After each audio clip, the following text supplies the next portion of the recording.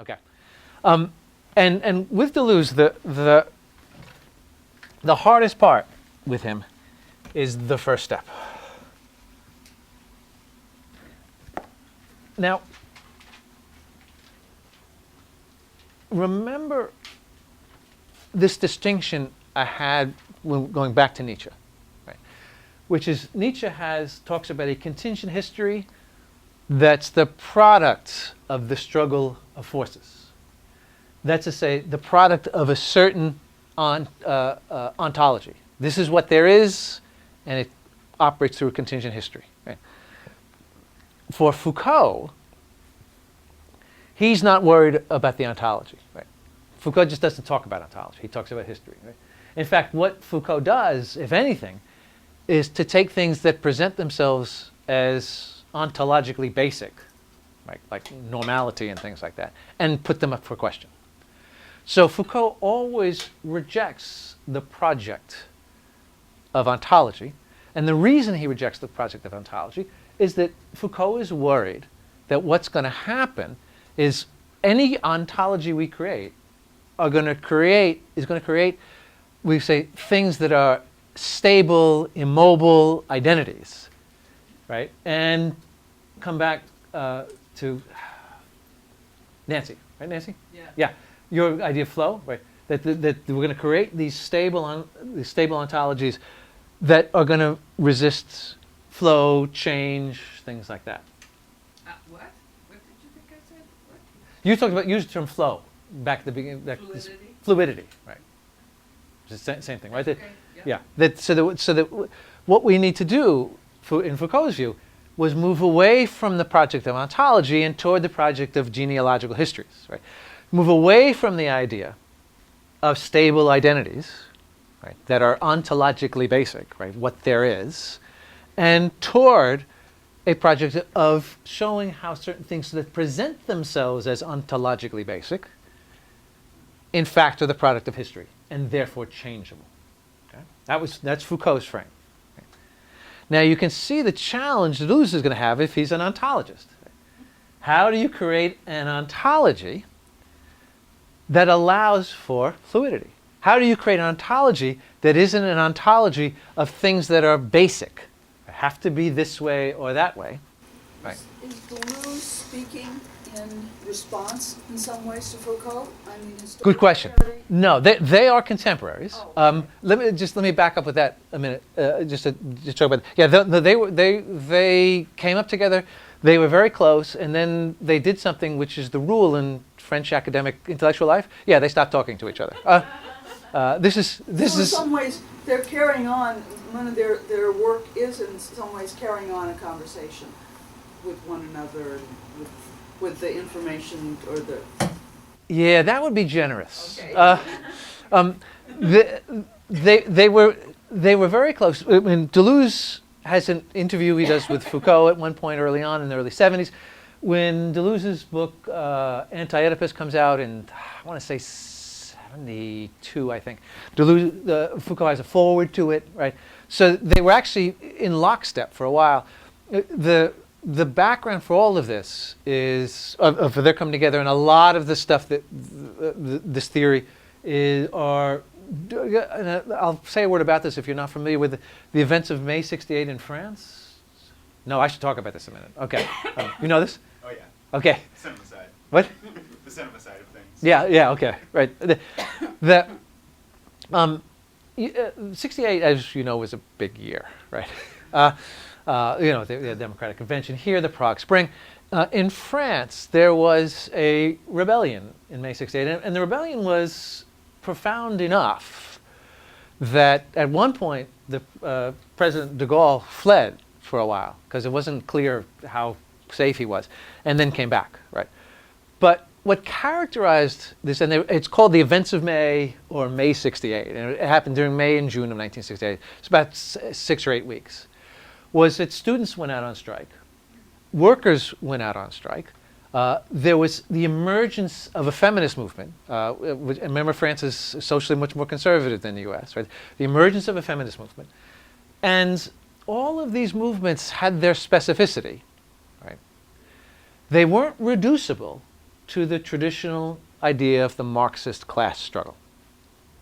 And in fact, right, the French Communist Party aligned with de Gaulle to try to put down the movement because the movement wasn't the right movement. Right? It wasn't about class. It wasn't led by the right people, that is to say, the French Communist Party, right? Right? And so there was an alignment. Now, it was mostly tacit, but they were both opposed to these events. And what these events did was opened up this idea that politics isn't reducible to a single analysis. Right? That there are different kinds of analysis.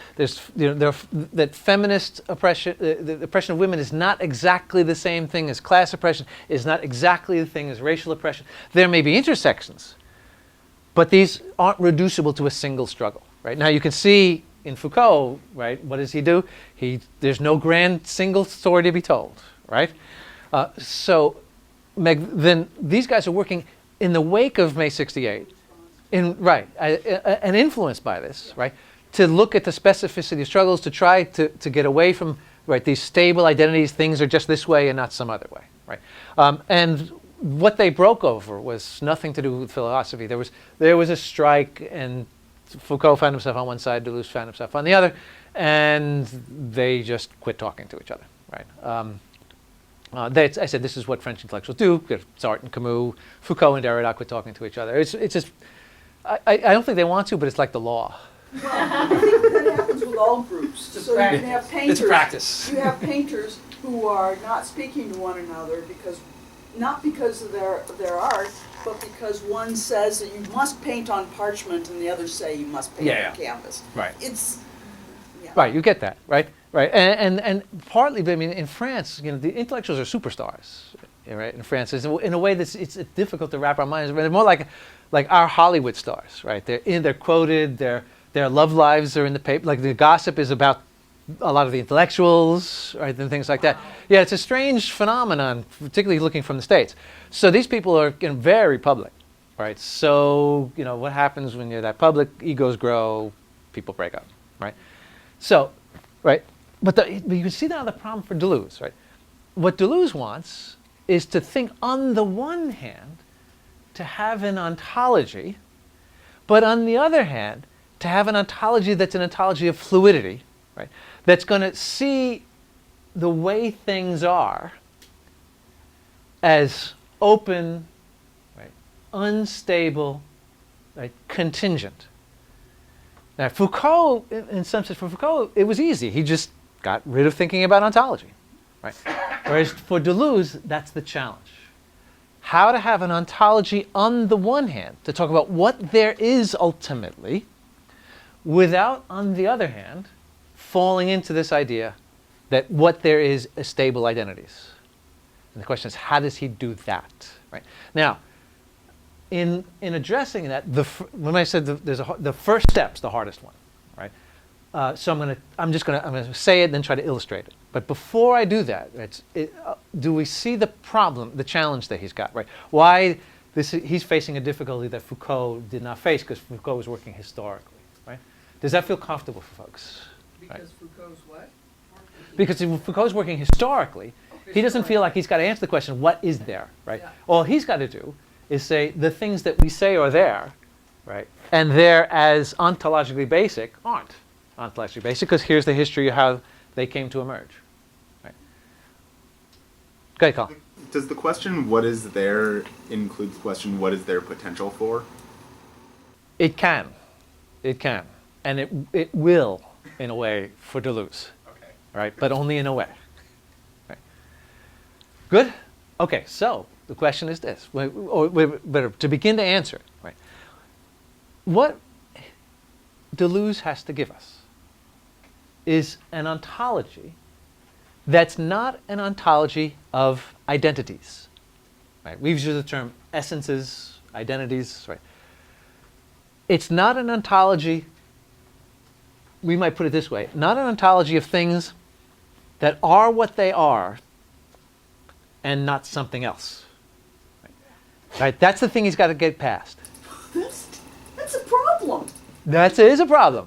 Right? Sorry. I mean, it's it's kind of like saying that he really wants to be, I don't know. I mean, Yeah. he's trying to define himself as the opposite of what his title is even. How do you be an ontologist when you can't have an ontology?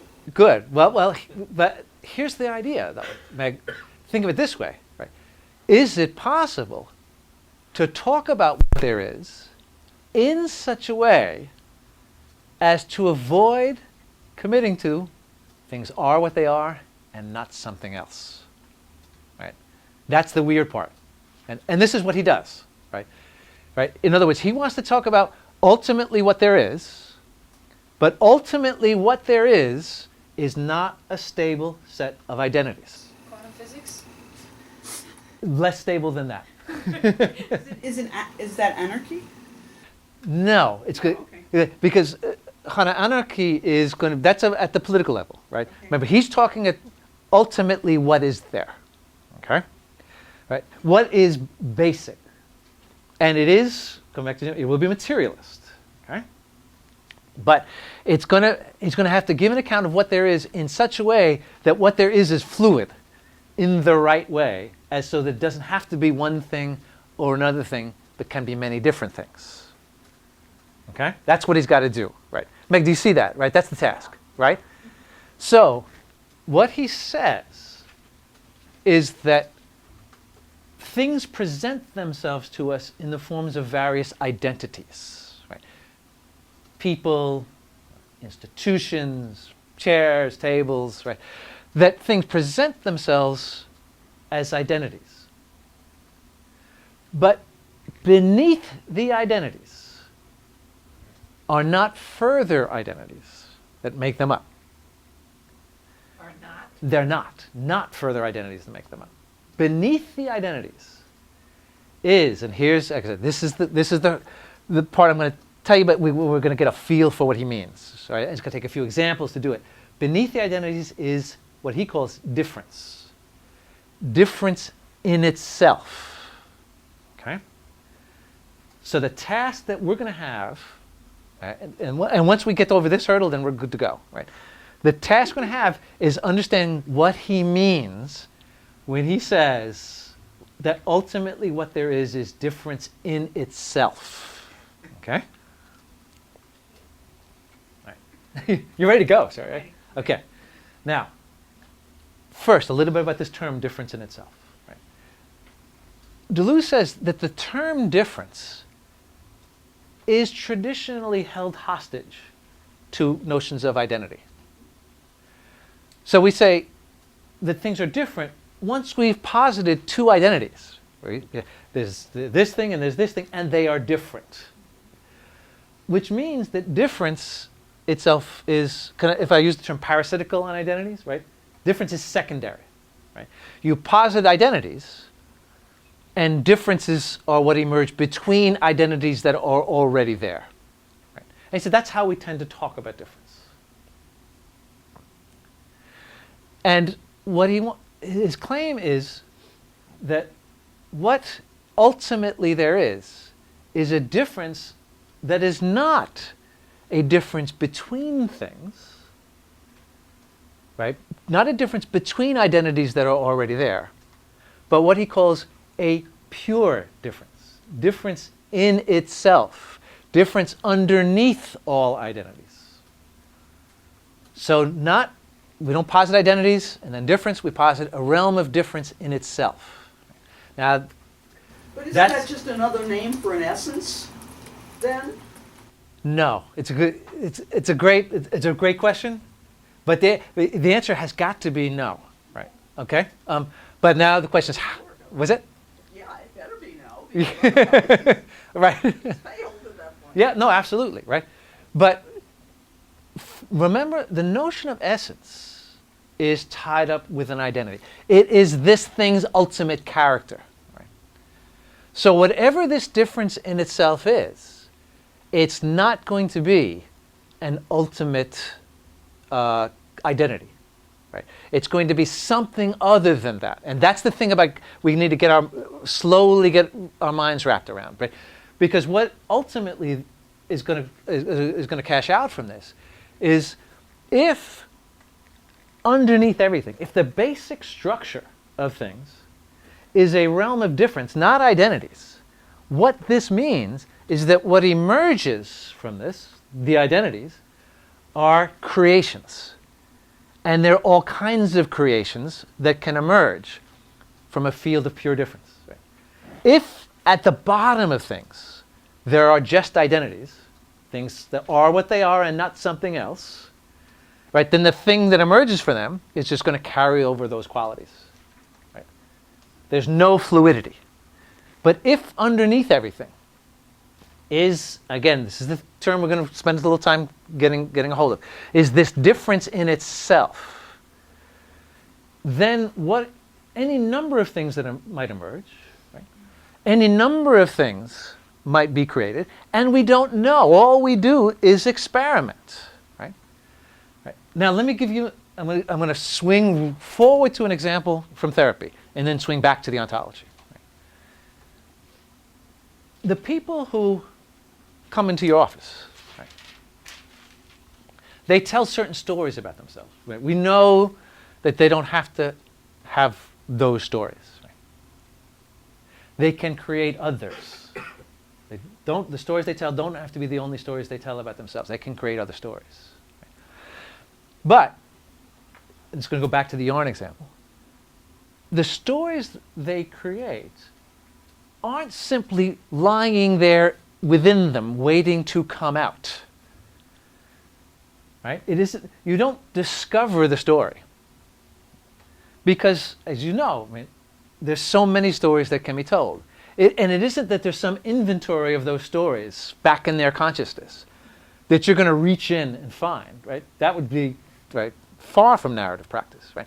For narrative practice, it's the creation of the story itself that makes it.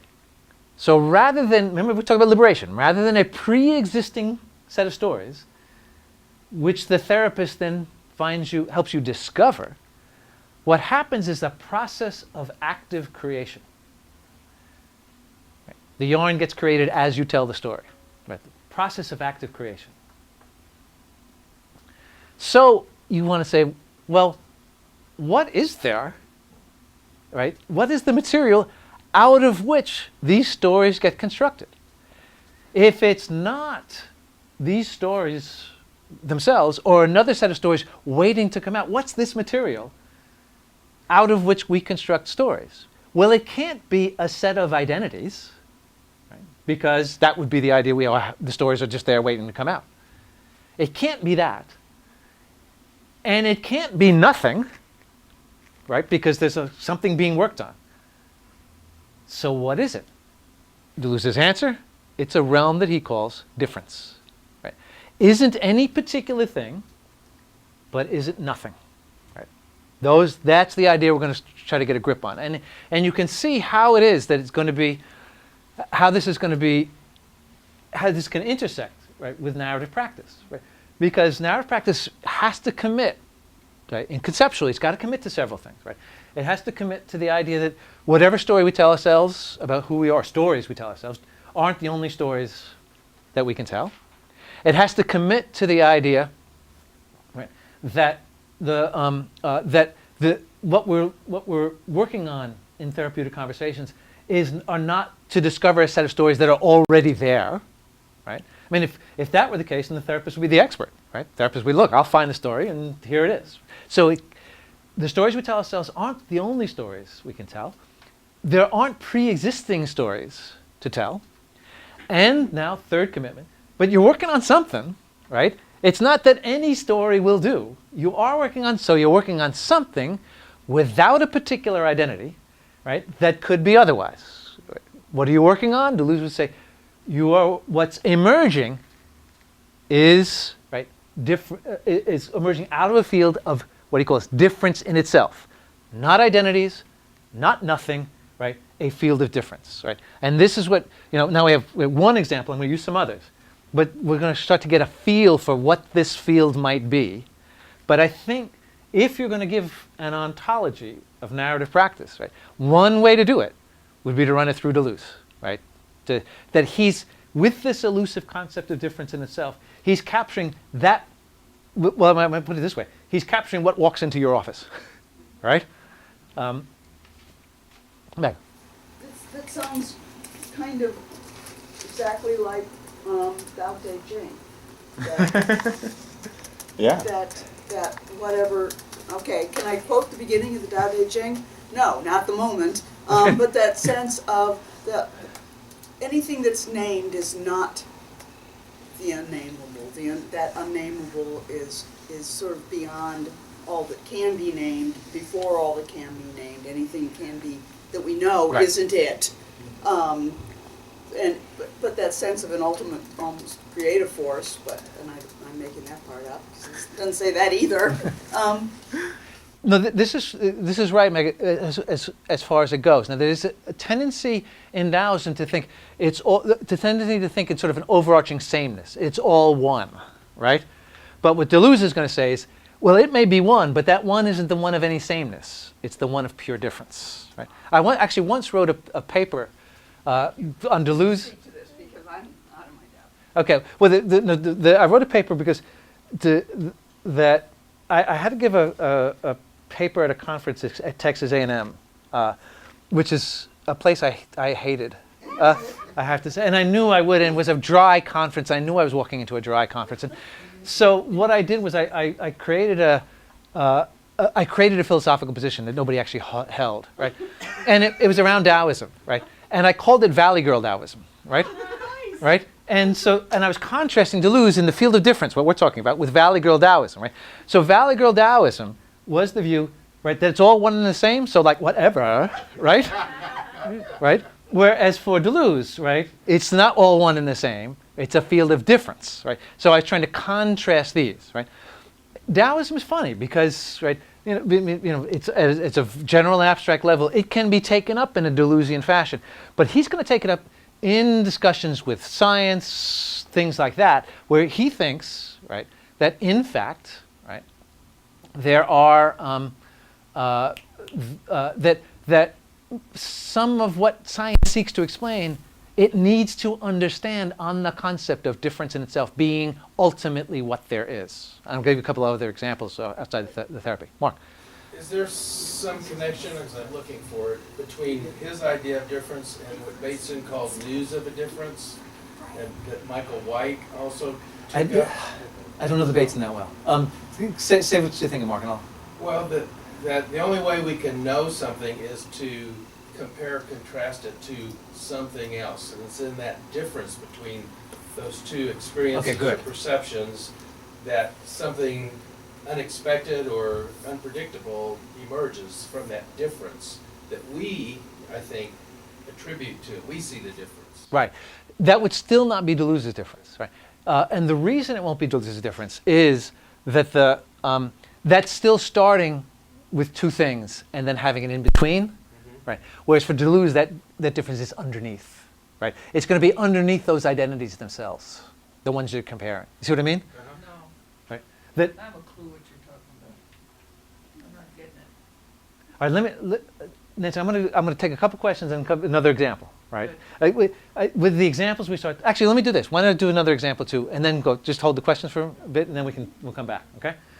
Another example. There is a Nobel Prize-winning chemist, Ilya Prigogine, who said that look, in this work that I've done that won him the Nobel Prize, among the things I have shown Deleuze's ontology to be correct, right? Which is not usually what scientists say about philosophers. So, You say it's incorrect? correct. Right. He said Deleuze has the ontology that actually explains stuff that I'm talking about. Right? Now, give you one of the experiments Prigogine did. Right. He's a chemist. He works with chemicals in states that are called far from equilibrium, like very chemicals in very high energy states. Okay. So normally, let's suppose you have a tank, a container, right, and the container has a split in it, right? There's a cardboard split, and it has a little hole. Okay, and you pour a gas on one side, let's call it red, right, and you pour a gas on the other side, let's call it blue, and you just let it sit there. Right? What'll happen is over time, both sides will turn purplish, right? That's what happens standardly, right? They'll be different shades, but you'll get a sort of purplish hue throughout them, right? Now, take these same chemicals, and it's not all chemicals, just some chemicals, right? But we'll call one red, one blue, right? You put them in this container, and you subject them to conditions far from equilibrium. That is to say, very high energy states. What will happen, right? And like if a Nobel Prize winner hadn't said it, I'd have said he was making it up, right? You got red over here, blue over here, right? What's going to happen is you'll have the red, the blue. Instantly, there'll be a switch. It'll be blue over here, red over here. Then, at a certain amount of time, it'll switch back. And there'll be a regular pattern of switching and switching black, right? Where instantaneously, right? The blue side becomes red, the red side becomes blue, and then back. Now think of what's going on here, right? It's as though the chemicals, right, are thinking to themselves, look, not yet, go, right? And everybody goes, right? And the blue and the red have to be like communicating to each other, like it's time that we switch, right? But I say, this is the kind of thing you think, does that really happen? But apparently it does, right? Now, what Prigogine says about this is that we can know all kinds of things about chemicals. There's nothing in the study of those chemicals that's going to tell us that they can do this, because it's not in the chemicals themselves. It's in the relation of the field, right? It's got to be in the relation of the field. The chemicals are all doing it at the same time in a coordinated fashion. So what Prigogine says, right, is that chemistry, like chemicals, exist in a field of difference, right? In that field of difference can actualize itself. I'm going to use that. I'm going to talk more about that term actualization in a bit. That field of difference can actualize itself in different ways, unexpected ways, depending on the conditions. But what Prigogine says is ultimately you can investigate the identities of the chemicals all you want. You will never see the property of being able to do this, because the property of being able to do that is something that happens in a set of relationships that can only emerge under certain conditions. So, Prigogine concludes, field of difference. Okay? Now I'm going to give you one more example. Right? So we got the therapy example, we have a chemical example, right? I'm going to give you a brain example. Right? Okay, just a minute. Hey, You're sure. talking about the differences between the two chemicals? Is that what you're referring to? No, it's not even the difference between the two chemicals. Okay, go ahead. Right. The idea, what Prigogine, because that would bring difference back to identity, right? No, it's that what he is underneath all of the identities is a field of difference that can emerge Is it a under certain universal circumstances. sense of difference? Uh, Is it a universal state of difference? I think that would be fair, Han, if I understand you right. By universal state of difference, you mean? Something that exists beyond everything that's different. Yes. Yes. Right. He so often calls it a field of difference. Right. Not a state. Um, Got it. I don't think that distinction matters that much, as long as we get the thought. When you say underneath, you're talking about something relating to a difference. Everything relates to a difference. What he's going to say is everything is founded on a difference, or on the field of difference. Right. All identities are founded on a field of difference. Right? That's the thought we're getting. And we're still just working our way toward that. Right. But I'll give you another example. Right. The way the human brain works. Right. The human brain is often, when an infant does that, the brain is not differentiated. Right? Don't worry about the race and that. Differentiated into certain pathways. Right? It's capable of many different things. And what happens is we develop, right, the kinds of beings we are, at least brain-wise, through habits. Right? So the synapses form and are reinforced, right, through various habituations. Right? You start to form, right? It's as though neural pathways start to form. Right? And as they start to form, you become, at least in as much as your brain makes you this, right? You become a certain kind of person through those neural pathways that are forming. Right? Right? The one way is a guy I know who does neurophysiology said, is you want to think of it as like a field, right, that is not entirely even, and that when rain comes on, right, if it keeps raining, it rains a little bit, certain runnels that'll develop, And if it keeps raining, well, those runnels, right, will get reinforced, right? And the more reinforced they get, right, the more stabilized, right, your character becomes. Right? So the brain, before it develops these particular, right, sets of synaptic connections, is an open field. Right? Now, that open field doesn't have identities. It's the habituations that form the identities. The identities come later. But what's that? That's it. It's because it's not nothing either, right? That field, that brain field isn't nothing, right? It's something, right? It's something and it's not an identity, right? What is it? A field of difference, right? So what Deleuze thinks he has isolated, right, is an entire field of difference that itself is what gives rise to the particular identities, right, that we experience. Sure. Okay, so I think maybe part of the most confusing thing about this concept, at least for me, is why call something fundamentally undifferentiated, as you just described in your last example, the difference?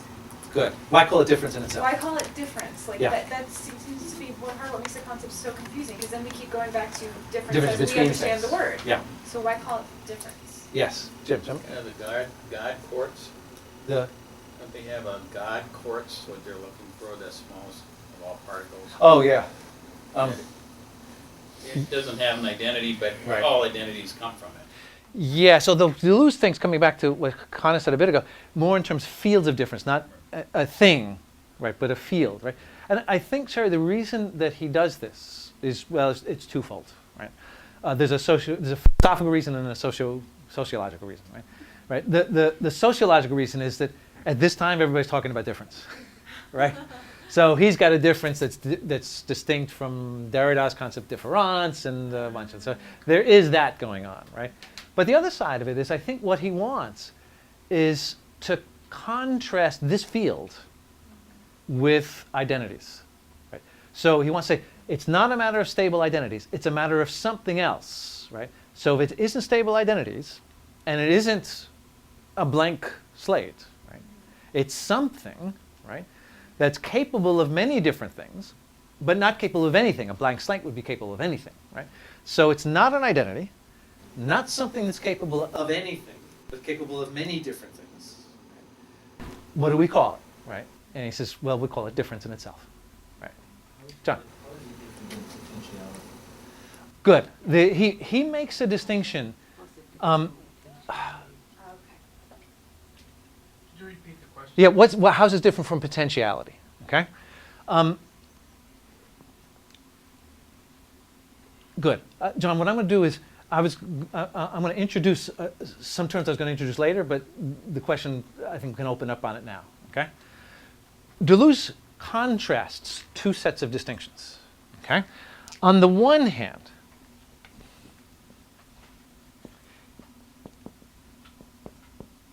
he contrasts the possible and the real. And on the other hand, he contrasts the virtual and the actual. Okay? Now, John, the notion of potential is going to fall mostly in here. But let me explain these distinctions. Okay? This one, Foucault accepts, virtual actual. This one he rejects. Okay. And in positing this thing he rejects, I think, John, what he's after is precisely to distinguish his thought from the idea of potential as it's traditionally thought. Okay? So he says, look, the difference between the possible and the real is that the real is something that's there. It actually exists. Right? The possible is something that is exactly like the real, with one difference. It doesn't actually exist. Okay? So you think of like a fictional character. Has an identity, right? Could be, you could imagine somebody like this, but that person doesn't exist. So the real has, on this distinction, right? The real has identities, right? There's a set of identities. They're real identities. The possible also has a set of identities. It's just that those identities have not been literally realized, right? Brought into the real. Now, John, if we think of potential on the idea of the possible, then we're thinking about it in terms of identities. Right? It's this way this thing could exist, but it just happens not to exist. Right? It's potential to be X, but it is not X. Right? So even in its being a potential, it still has an identity, a potential to be this particular thing. Yeah. Unmanifest, exactly. Right? This is the one that he endorses. Okay? The virtual is the field of difference. The actual is that fields of difference being, in he uses terms, actualized in particular ways. So, for instance, right, go back to our examples. The infant brain is a field of difference. It doesn't have any particular identities, but it's not nothing. It's a field of difference. And as the brain gets habituated, it actualizes itself in different ways. Right? What about a stem cell? Would that be? Stem cells are interesting because there's all kinds of actualizations that can occur, particularly right with the stem cells. No, and that would be sort of another kind of example that he would say is, field of difference, right? But look at the chemicals, right? Those red-blue chemicals, right? Those red-blue chemicals they're not nothing, right? They can't just be anything, right? But right, there is this field of difference, right, that is within them somehow, within them, across them, and under certain conditions, right, that field gets actualized in certain ways. This way, red-blue way, right? In therapy, right? Person comes into your office, right? They are, right? There aren't a limited and denumerable set of things that they could be, right? They get created. It doesn't get created out of nothing.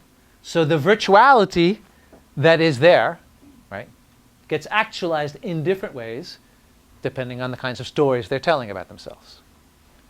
Which means now that the virtual and the actual are both real.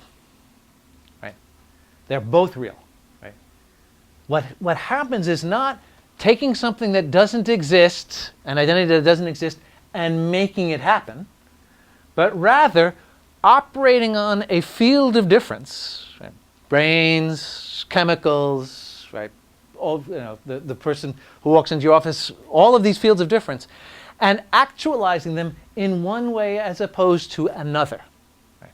Now, John, when people talk about potentiality, right, of course, they often don't make this distinction, but there's a tendency, Deleuze says, when people talk about potentiality, to think of it as something that's preformed, right? Its potential to be this thing, right? In other words, to think about it on the model of the possible and the real. Right?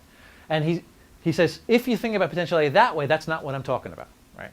If we think of potentiality in a more fluid way, this way, then potentiality would be closer to what he's thinking about. Is that helpful, John? Okay. So far, that's fine. Right. What we're doing is we're getting a feel for a certain ontology, and bear in mind, remember as we move forward, right? Remember what it is that Deleuze wants, right? He wants to give us an ontology on the one hand that isn't going to be an ontology of stable identities on the other. Now, and here's where this is the move to do this, right? Now you might ask Deleuze, look, right? What things can the virtual become? And his answer, if he's thinking clearly about this, which he generally was don't know, right? That's the point of its being the virtual, right? Is that what we do is we experiment with, we don't discover the identities in the virtual because there are no identities in the virtual. We experiment with what can be done. Right? We experiment and ask what possibilities can be actualized, right? And again, think about it, bring it back to the therapy, right? In doing narrative conversations, right? Rather than discovering what's there and bringing it out, right? What that conversation is, if we're thinking in the Deleuze ontology, what that conversation is an investigation, an experimentation in a field of difference to see what can be actualized. And think about it this way, right? That you know, how, like sometimes you'll suggest something, right? And the person who's come in for conversation will be like, no, right? That's not it, right? It's as though, okay, that we can't actualize in that way, right? But maybe other ways can, and they may be just as surprising, right, to the person that you're doing the counseling with as they are to you, right? And what Deleuze is saying, yes, this is what I'm talking about, right? I'm talking about people as fields of difference, right, that we don't know. We can only experiment, right, investigate, and to see what might emerge from this. Right? John? Is this presupposing relationship? Tell me what you... I think the answer is yes, John. Talk to me a little more about this. The chemicals are in difference because there's two. They're in a relationship. They become something out of difference because of their being so common. So presupposing that there's some relationship that's causal Yeah. to the emergence, the manifestation. I missed everything you just said. Is he said? Yeah, I don't know what you just said. Oh, but it would be the idea that isn't Deleuze emphasizing the importance of not the identities but the relationships among them, right? It seems to be where the outcome Right. comes out of a difference of a field of difference that presupposes some separateness. Yes. Now, I'm going to tell you what Deleuze says, right? And then I'm going to have to explain it, right? Deleuze says that the field of difference is a field of relations without identities. So he says relations. Now, of course, how can this be, right? Because it would seem like you need the identities in order for there to be relations, right? But the idea that he's pressing here, and we can see it in the chemical case, and we can see it in the therapy case, and we can see it in the brain case, right? Is that there aren't particular things that then come into relation, right? The relations create these things as much as they are a product of them. So that what the brain is, right, as it emerges, is not a set of things that are in particular relationships, right? It's as though the things and their relationships emerge through the process itself. So the trick, and again, here's where the difficulty of wrapping our minds around it comes in, right? The trick is, right, to see, and this is, John, you're exactly right, to see the relationality, but to say to ourselves, yeah, but the things are as much a product of the relations, right, as they are the source of them, right? What they are is the product of a relationality. You know what I mean, right? So that the conversational partner in your office, right, is, right, not what the story that emerges is not a story of a particular set of relationships between particular things, because those things, the elements of the story and their relation, emerge in the telling itself, right? It's the telling, the actualization of a field of difference that creates the particular things and their relations, right? Yes. Oh, yeah.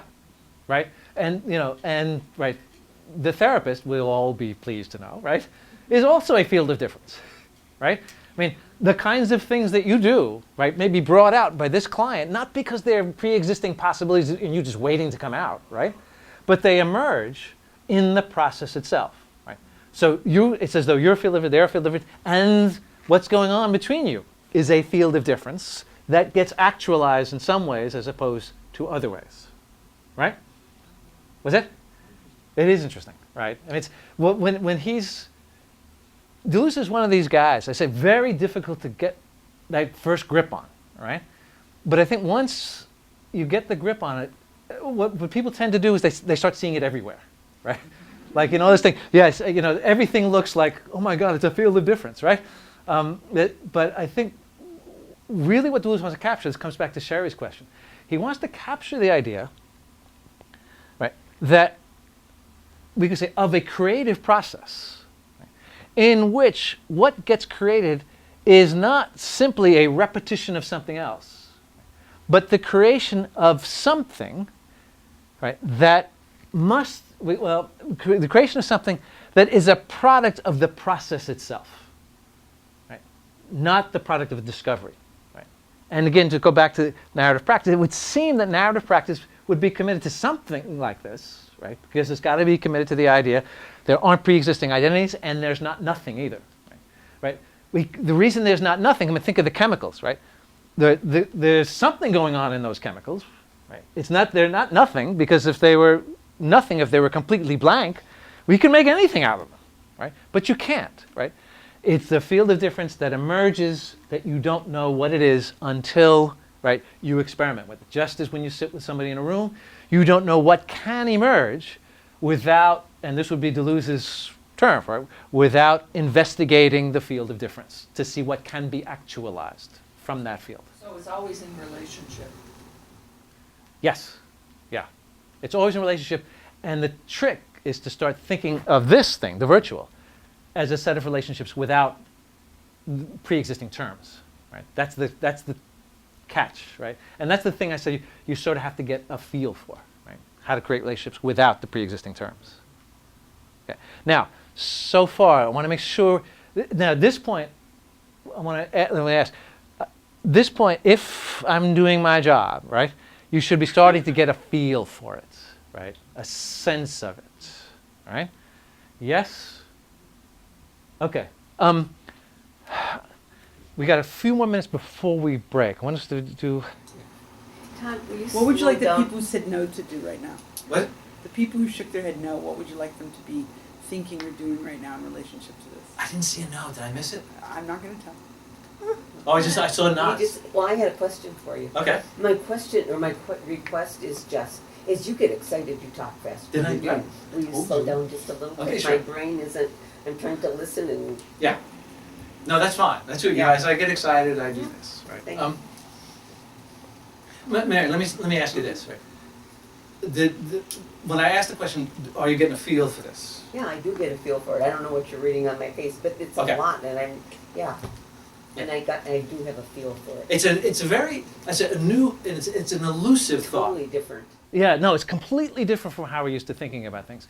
And I suspect that that the problem in thinking about this way is not so much the abstraction as how distant this is from how we're used to thinking. It's what?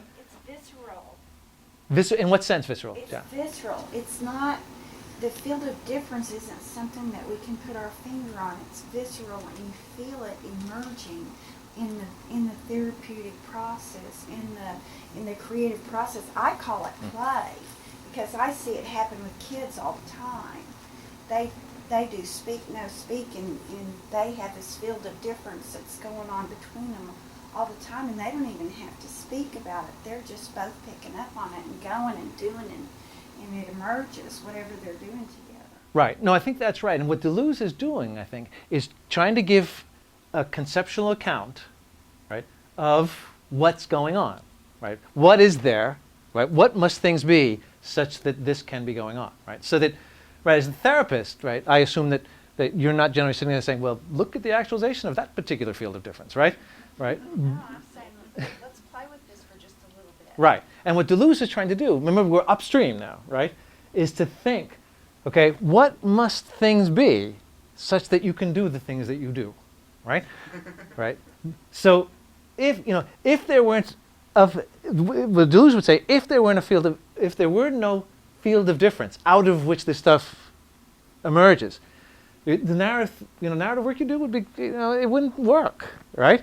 Right? Because there'd be like either nothing there or pre-existing identities there, right? You'd be just messing around, right? But Deleuze says the reason you can do what you do is because this is what there is, right? Ultimately, right? There is a field of difference, a flowing field of difference, a process of difference, a set of emerging relationships, right? That one investigates without knowing in advance where one is going to land up. Good there? Where are we at? Can I just, Yeah. what I've got an understanding of, and I want to see where I'm right or wrong, is the field of difference is it's unnamed, it's unseen. It has an influence or an impact. That Keep going. it doesn't actually exist. It is fluid, and it is a product of some relationship, whatever it is. All right, two corrections. It does exist. The field does exist. Right, this field of difference does exist. The infants have brains. I say didn't exist. I thought you said the field of difference. Wrong? Well, You heard it right. I heard it right. It doesn't actually exist. It does act. That's the thing. He says it does actually. Well, exist. it exists, but it doesn't. It isn't It doesn't have an identity. Exactly. It's not actualized. So it doesn't. It doesn't. It That's isn't it. actualized. That's it. That's okay. Yeah. Right. Because if it didn't exist, it would be No, like no, the I possum. see that it exists. I Okay. just mean it doesn't exist like this Like an chair, identity. this arm, or you or me, or That's right. it's there, but it. Yes. And it's a field of relations. Yes. John. I was just wondering, I guess my experience is I feel limited by the concepts that we're using to describe that we need a different concept. I'm trying to use differences and trying to use separateness and relationship. If he's talking about something else, that seems... I would say this, John. What he's trying to do, it seems to me, right, is to capture a thought that he doesn't think has been thought before, right, and is distant enough from things that have been thought before, right, for us to feel, for us not to have a natural bridge from stuff we've thought before to this. Right? And how does he do it, right? And he does it, right? Well, when he's writing, he does it in a typical Deleuzian, I'm going to say this, give no quarter, and if you don't understand me, I don't care, right? That would be Deleuze, right? But I actually think that there are bridges, right? But the bridges have to suggest, John used the term something visceral, have to suggest something to get you a feel for it as some way as opposed to another, right? Are you saying he didn't care if people understood him? Yeah, that would be fair. You read him and it becomes immediately clear. Or better, he only cares if certain friends of his understand. Would you say that about all of his men? What? No, I would not say that. Foucault, in his later writings, was very concerned to be talking to as wide an audience as possible. In fact, his book, Discipline and Punishment, was passed around the prisons. No, he was very concerned to talk to a wider audience. Right? Deleuze, right, not so much. But Deleuze taught, and he had big audiences, and I'm convinced that half those audiences didn't know what the hell he was talking about. What's that? They came because it was Deleuze, yeah, because then he was a big name and things like that, yeah. There are interesting differences between the two, right? Foucault was much more politically active than Deleuze. He was, and he wanted a wider audience, whereas Deleuze wanted to think through, right, what we might call the ultimate being of things, and those who understood him fine, and those who didn't understand, that's fine too. But the thing is, coming back to what John said, that, right, his thought, if you grab onto it, right, is so interesting, right? If you can start to get a feel for it, that it does opens up a new way of looking at things and a new way of looking at what we're doing, right? Hannah. Could you either describe a story or be a little bit more precise about what it invites into thinking or perceiving this notion?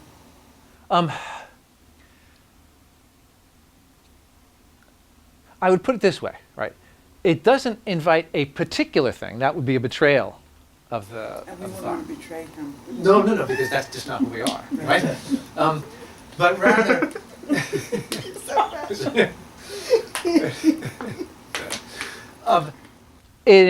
What it invites is a way of reflecting on what one is doing. That I think, right, if one holds the picture, right, then when you go back downstream, right, into the work, right, it becomes into the work, right. When you go back downstream into the work, right, with this in mind, right, can allow you to start, well, let's say, seeing what you're doing as more of an experiment, not worrying as much about where this is going to land up, right, things like that. So, can I ask a mundane question in the middle of all We this? just don't do mundane here, Yeah, I'm sorry. I didn't think so. We created a seminar and we had called it Growing Closer Through Differences Instead of Similarities. And the whole point was that nobody wanted to hear this at first because couples want to grow closer. They think you get to be the same over the years. And our principle was, no, actually you learn to be more different and be okay with that. Right. So that's a very mundane version and I don't know if it applies at all. to what you're talking about? I'm gonna recast it a little bit. I'm sure. Because it's what I do. The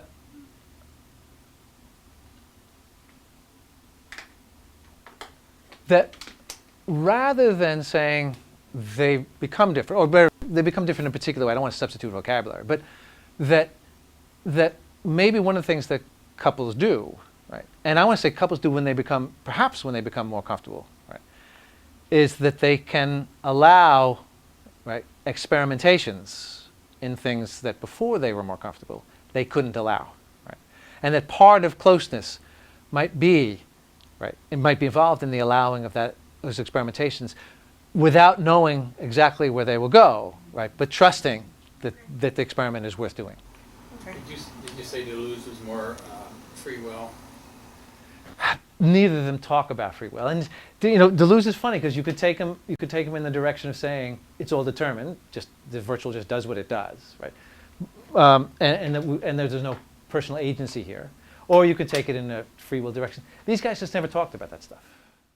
Okay, so before we delve into questions, I'm going to just back up a little bit, right?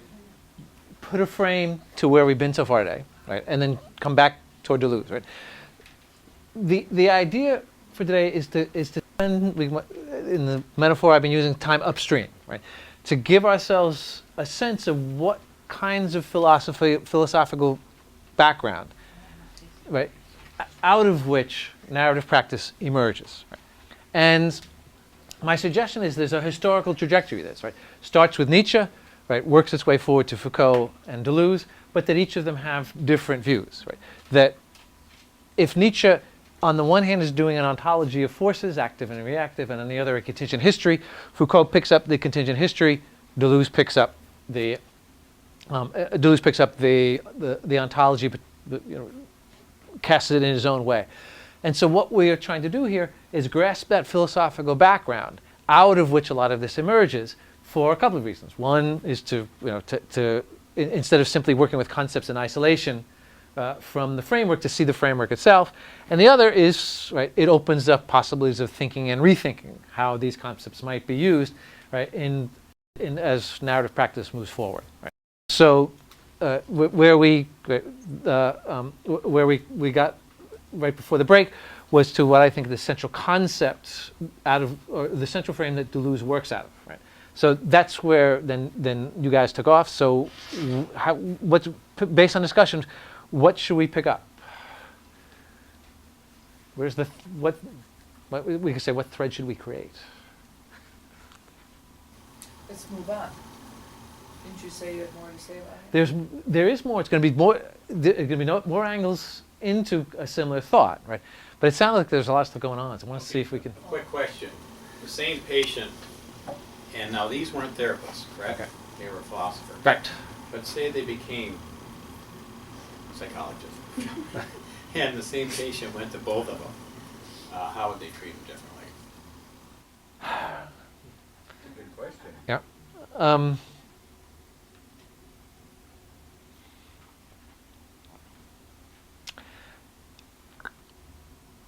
One key difference, I think, would be that Foucault would probably try to trace the history of how they conceive themselves to be. Right? He'd be interested in that. And not just interested in what they think of themselves, right? But why it is that they come to think of themselves in that way as opposed to other ways. Right? That would be the more historically oriented way, right? I think what Deleuze would be concerned about, right, is not so much the history of how things came to be in that particular way, right? But the jumping into the experimentation of, okay, fine, whatever you think is what you thought, right? What are other ways we might experiment with how your life goes? So Deleuze would be more focused on, we say, the moment and how to break with patterns, and Foucault with understanding the historical emergence of those patterns. I think that would be an important difference. They would converge on I would think, one question, right? And it's a question that would also inform Nietzsche and would also inform narrative practice, right? Which is the question I mentioned earlier, the question of how might we live? I think that's ultimately the question they're all trying to get at, right? But I think Foucault would get there more historically, Deleuze would get there more experimentally.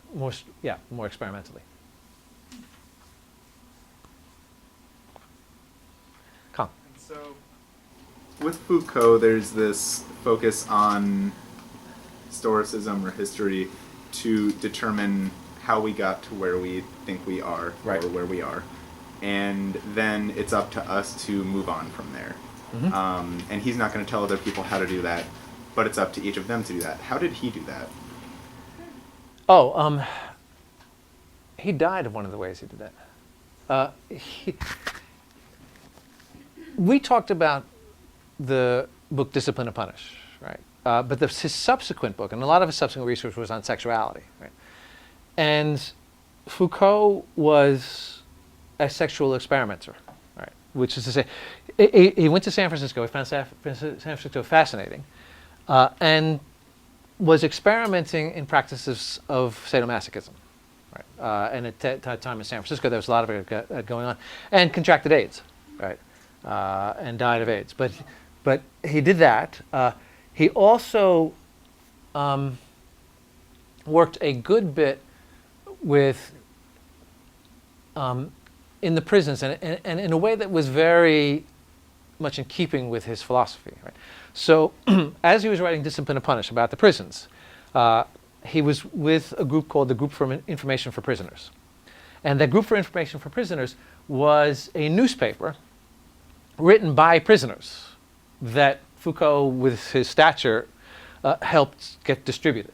So his view was, rather than tell the prisoners what their own experience was, right, that he tried to create a space in which they could express that experience, and then created mechanisms for that experience then to be passed around and discussed among other prisoners, right? And then, of course, in the Group for Information for Prisoners, the questions of how to address that came up. But again, he was very steadfast in saying, this is going to emerge out of prison discussions. This is going to emerge out of what I tell the prisoners to do, right? So he experimented personally, right? But he also worked politically, and worked politically in such a way as not to be the intellectual that tells you where to go, but to create conditions, right? In a way, John, is similar to what you talk about, creating that active space, right? Create conditions in which people could do that sort of thing, right? Hannah. This is a problematic thing, Mm-hmm. because people feel this is like moral relativity. So when you tell me that the guy died of practices of sadomasochism, so it sounds like this becomes like the foundation for any kind of hedonistic thing, because there's no ultimate right or wrong. There's only what you want to do. And so Michael used to call this the boogeyman of narrative therapy, right? The big, fearful. So do you think that there's some kind of important connection that you just mentioned? He was practicing sadomasochism and his philosophy. Do you feel there's an important connection to those two things? Now, let me say something about sadomasochism and then come back to this large question about moral relativism and these guys' thought, right? Because it's an important and vexed question, and I have a set of views on it, which are controversial but I believe correct. But in any event, correct as compared to what? As compared to the other guys who are wrong, right? Right. Are you allowed to say that? Yes, because I'm not a moral relativist. Right. Remember, the sadomasochism was practiced among the people who wanted to practice. It wasn't like he didn't drag people in rooms and make them do it, right? This was all a consensual practice, right? And there was in San Francisco. That's an assumption. Okay, what? fine. No. This was actually. I think this was clearly documented. These were adults. They had to find their way into these bars, right? It was not easy to get into this practice, right? So you in order to be involved in sadomasochism, you had to want it, right? And he saw this as a form of experimenting with pleasure, right? Pleasure and pain that he was intrigued by, right? So the idea that it was among consenting adults, right, I think would not lend itself I say wouldn't lend itself to moral relativism because, right, there's a moral limit here, right? If you're not a consenting adult, you're not part of this. You're not going to be in this practice, right? Because it is unacceptable to bring you into this practice unless this is something that you're an adult that you want, right? That's just about the sadomasochism. No, but I'm asking about the importance of telling us that. Right. What it's got to do with his philosophy. Does it have anything to do with it? Well, or is it just what like it- smoking cigars in your mind? No, what if he's writing as he was at the time on sexuality, right? And he's writing on the ways in which our sexuality gets hedged around. One of the things he thought he would do is experiment with other possible sexualities, right? And just see, what it is that he might experience, right? So it has to do with his philosophy, not in the sense that if you believe this, you ought to go out and do sadomasochism, right? But rather that if you believe this, you can now ask yourself, well, what other practices might I engage in? How might I change the practices that I'm in, right? What else might be open to me? And that's how he saw the sadomasochism, as an experiment, right, with alternatives from the way he was, the forms of sexuality he was involved with. He was also, interestingly, right, particularly now, he was not opposed to gay marriage, but he was opposed to the movement for gay marriage. Right? And the reason he was opposed to the movement for gay marriage was he thought, look, here's because right, the LGBT community has been marginalized for so long, it's developed a series of practices and ways of relating to one another that are often stable, but not traditional. And his worry was that all of these different forms of practices and relationships were all going to be narrowed into the traditional, right, male-female marriage relationship. So he, in fact, thought that not that gay marriage should be illegal, right? I mean, but rather, right, that people in the LGBT community, right, ought not, right, to start focusing on that, but rather to keep alive, right, a lot of the different styles of relationship, right, non-traditionally monogamous, right, that were about at the time, right. And again, that would be a way of trying to move away from what we can call normalized gender relationships into something more experimental. Sure? By the way, I haven't forgotten moral relativism. We're coming back there. How does that tie in with Epicurean? Near the end of his life, Foucault wrote on ancient philosophy, including, right, Epicurean philosophy, Stoic philosophy, things like that, right? And his view was that one of the things that the ancients were on about that got lost in modern philosophy was philosophy as a practice of self-formation, as a way of creating oneself. Right? In ancient philosophy, people called themselves philosophers not because they had a doctrine, but because they followed a doctrine. They lived according to a doctrine. So a philosopher was someone who lived according to Platonic doctrine, or Aristotelian doctrine, or Stoic doctrine, right, or Epicurean doctrine. Those are what philosophers were. Right? So philosophers were ways of forming oneself. One of the great, I think, texts of self-formation is the Stoic philosopher's Marcus Aurelius's Meditations, right, in which, right, what's fascinating about the Meditations is, and students often misread the Meditations. They read it as, here he is preaching to you about how you should be. But the Meditations, Aurelius' Meditations, aren't talking to anybody but Aurelius. Right? So he keeps saying, well, you ought to do this, or you ought to remember that, or every day keep this in mind. And all he's doing is talking to himself, trying to form himself to be a better Stoic.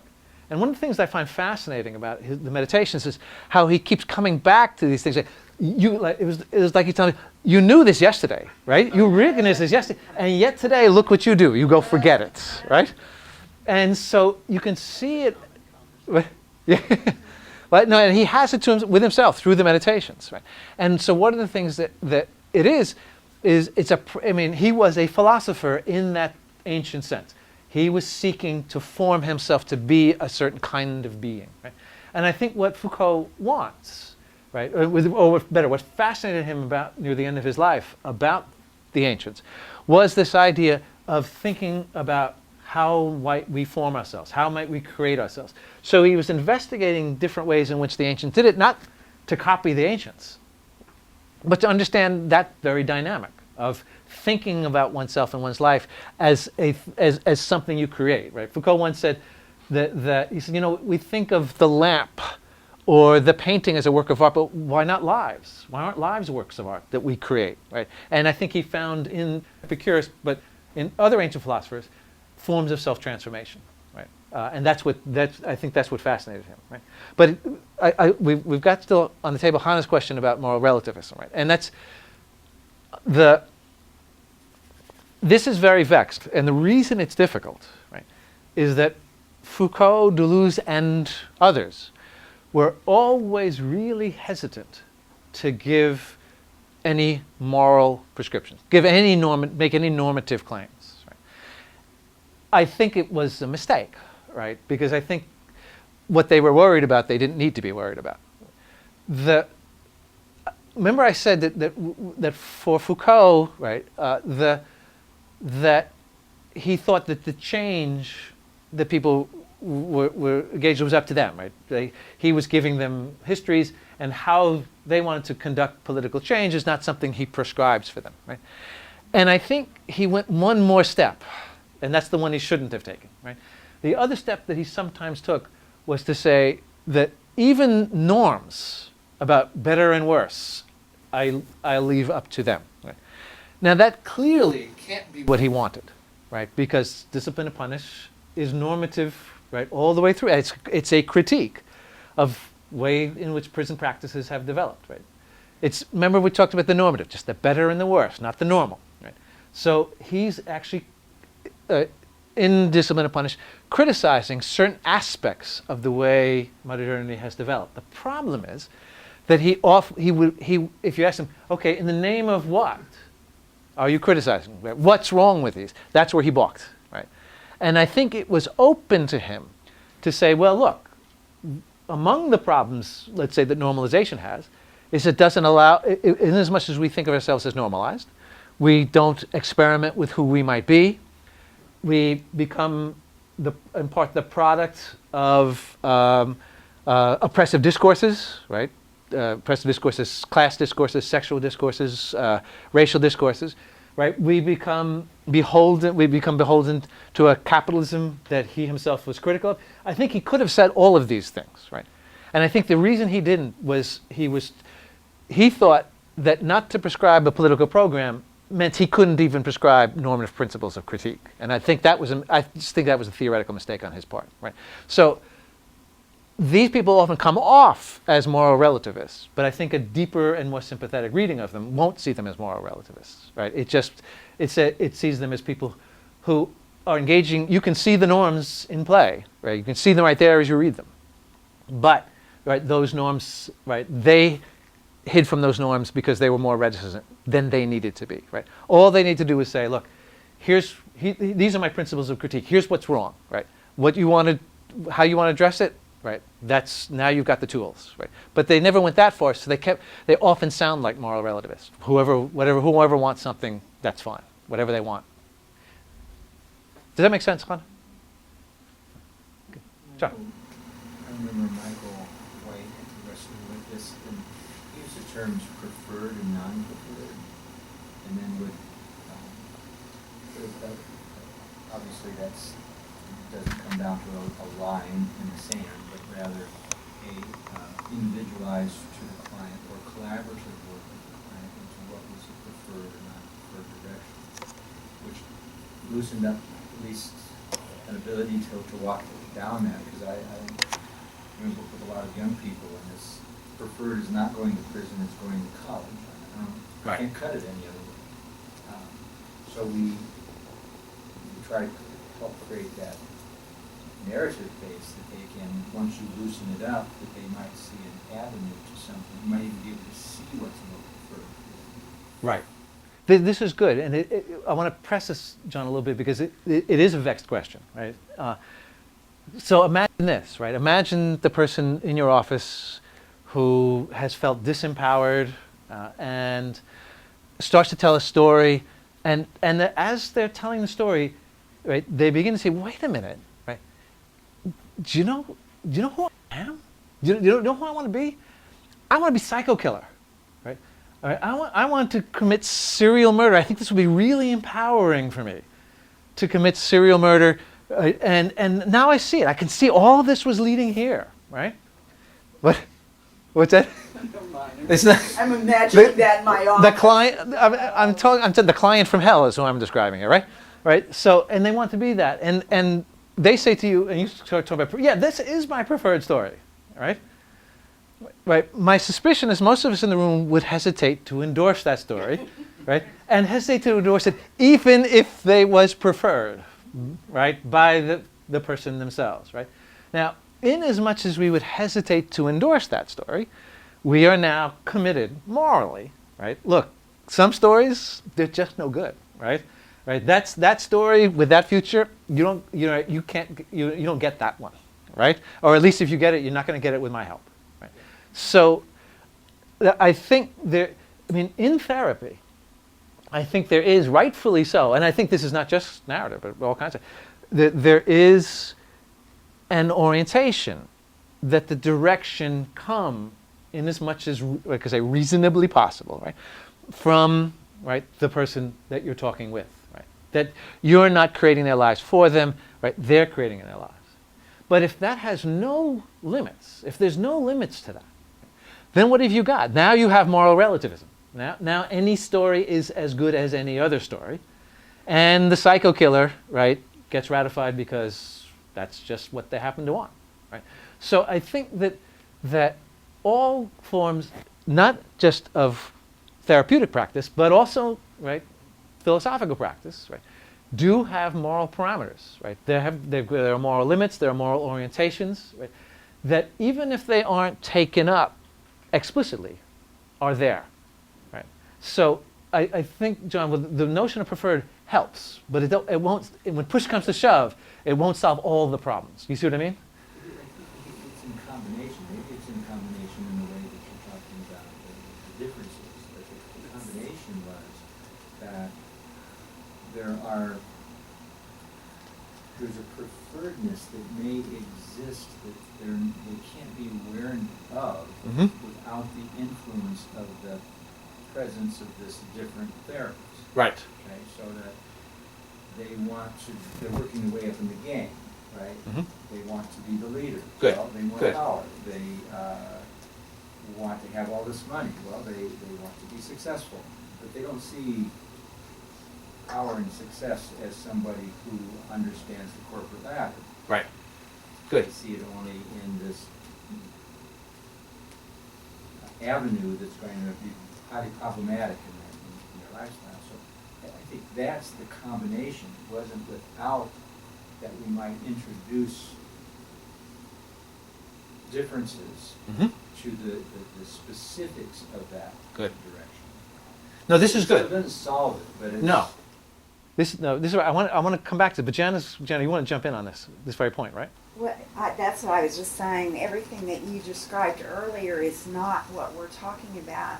From my perspective, how I'm getting a feel for it anyway, it's not the field of difference. The field of difference in the therapy room includes both me and the client Good. and their story and their preferred.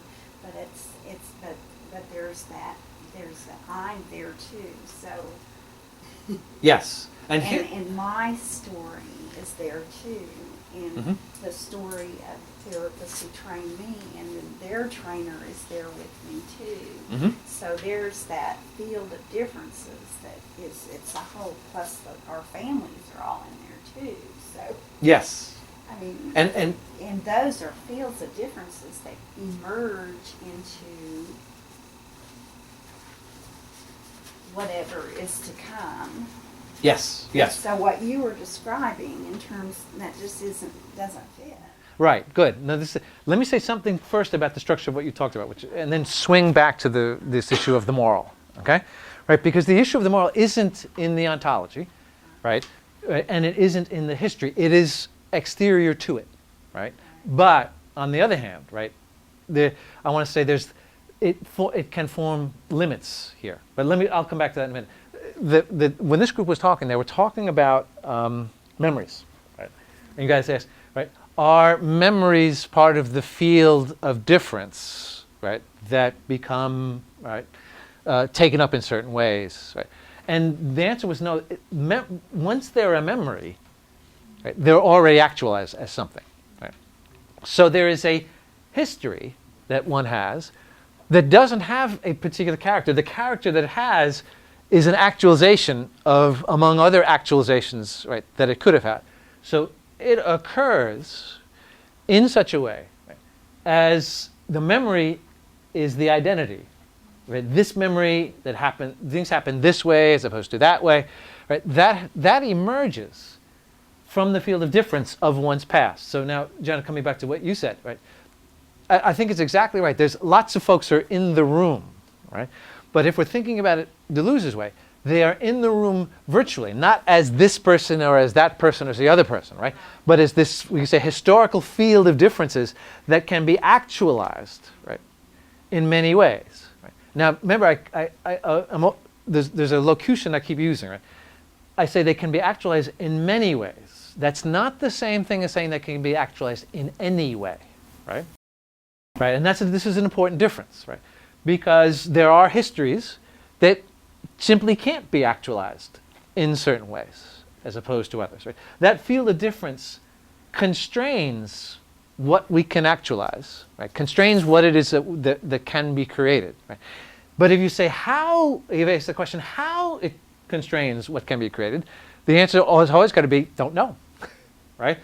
Right, because you've got to be able to, you got to do the experiment to see what can or cannot come from something, right? So you're in the room, right, with the client. Their family is in the room, right? Your therapy teacher's in the room, right? It's crowded in the room, right?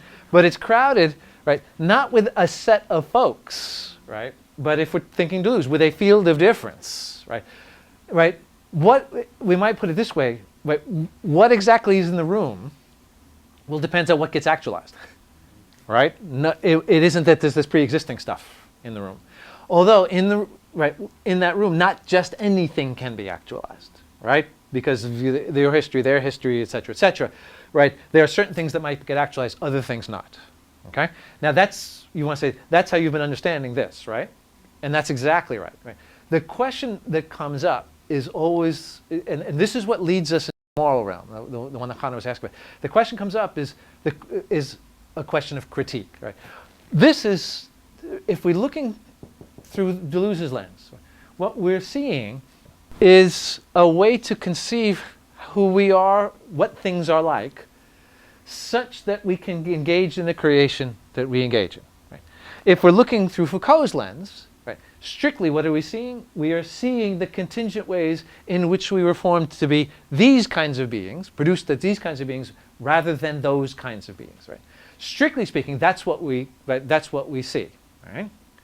But one might ask, with Foucault, is that a problem, right? That we created this way as opposed to another way, right? And I think Foucault is committed, right, to saying, yeah, there are problems here, right? That's the morals part, okay? If we swing over to Deleuze, right, this is where I think John's question is going to come, right? We might say, okay, since we're actualizing, right, a virtual, is any actualization of the virtual field okay? Is everyone okay?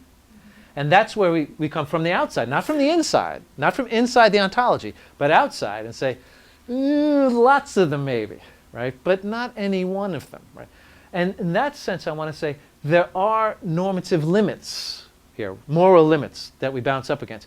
But when you say, Jenna, that didn't sound like them, it shouldn't sound like them. What I want to say, these are the kinds of limits that we all face in working, say, with clients who decide all of a sudden serial killing is a great idea, right? That becomes the story that they want to enact, right? That comes not, right? We could say Deleuze may be right in saying, look, there wasn't anything there before, and now there's a serial killer, right? What we had was a field of difference, and this field of difference, what emerged out of this field of difference through the relationships that we had with them, and the discussion was, right, somebody whose project is now serial killing. Right? Now, Deleuze can say, okay, right, that's what emerged, right? But what I think we want to say is, yeah, that's not okay, right? That there have to be limits to what emerges. Those limits are not interior to the thought. Because he's not telling us what's good and bad, he's telling us what he thinks reality is, right? But they are limits we still have to impose, so that coming back to John, there can be preferred stories, right? Stories that are preferred over others, but we can't ratify just any story, right, that might emerge out of this virtual field. Now, one more move just on this, right? For Deleuze, right, if you ask him what's okay, what's not okay, sometimes he goes kind of like strangely Nietzschean, right? Well, look, if it's creative and new, it's good no matter what it is, right? I'm not so comfortable with that, right? But if he's pressed on it, I think what we might see Deleuze is doing is saying, look, right? I'm not telling you how you ought to act. I'm telling you what things are like, and I'm telling you what things are like so that you don't make the mistake of thinking that what you see in front of you is all there is, right? That all there is just this stuff here, right? That the identities, or to put it the way I put it earlier, that you don't make the mistake of thinking, right, that what there is simply is what presents itself as what there is, right? There's more, right? So he himself is not really asking the question, what's okay and what's not okay. That's not the question he's trying to answer. He's trying to answer the question, what is there, right? And trying to answer it in a way, right, that gets us to see there is always more than what we might be presented with, right? That's why, Jen, I said the moral stuff does come from the outside because it's not his question, right? Now, for Foucault, if he's being pressed, sometimes the question he says is, I'm just telling us how we got here, right? It looks like it's natural and can't be otherwise, but in fact, this is just, I'm telling you a genealogy of how we got here. But I don't think Foucault gets as much slack on this issue as Deleuze does, right? Because with Foucault, you're always wondering, yeah, but why this particular genealogy? Why is he concerned about normalization if there isn't a problem here, right? Whereas Deleuze, when he's talking about reality as it is, right, in that big sense, he doesn't have to concern himself with this, right? Foucault says, look, there can be a number of genealogies, right? There's genealogy of normalization, genealogy of sexuality, genealogies of various sports practices. There would be all kinds of genealogies. Why did you pick that one to do? Right? What's important about that one? And I think what Foucault is pretty much forced to say is, because there's problems here, right? Not, it would be weird if he said, well, I was just curious as to why normalization became a big deal, right? So I think critique is closer to Foucault than it is to Deleuze, right? He picked something where you could see the extraordinary impact. Extraordinary and problematic impacts. Yeah. Right? Yes. Yeah. Yeah. Yeah. That's Yeah. right. I mean, just because that emphasizes, that highlights the problem. I think he could have picked anything and come to those same He conclusions. could, right? That's really. changeable and historically. I mean, just the whole norm thing is just. No, he could. And the thing was, whenever he's interviewed about this, he said, well, I want us to see that who we are is historically contingent. We can change ourselves.